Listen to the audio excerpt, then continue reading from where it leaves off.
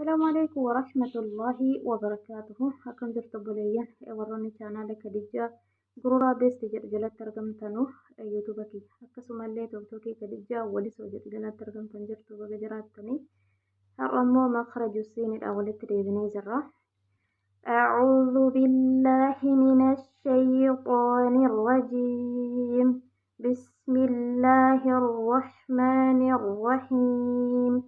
مخرج السين منتهى طرف اللسان مع أسفل الصفحة داخلية للثنايا السفلى فيخرج الصوت من فوقها مارا بين الثنايا العليا والسفلى. وصفاتها 5: محموسة، رخوة، مستفلة، منفتحة، فيها صفيرة. إدو سين الرابات ثم فين تعربا إرّا بدأ كيسا غما جلا بدأ كيسا غما جلا سنو إلكي غما جلا تفكنتئ سغلين نبها قبا إسات دبرا حالتئ قبا إلكي غما قبا في جلات بها.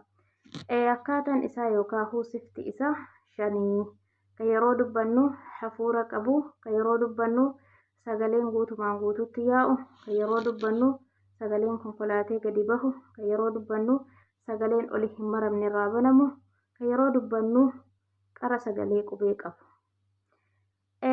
Har'aan kana makrajni siinii fi zaayii tokko makrajni isaanii tokko akkasumallee sifaan immoo garaagari sifa tokko wal dhabuu jechaadha.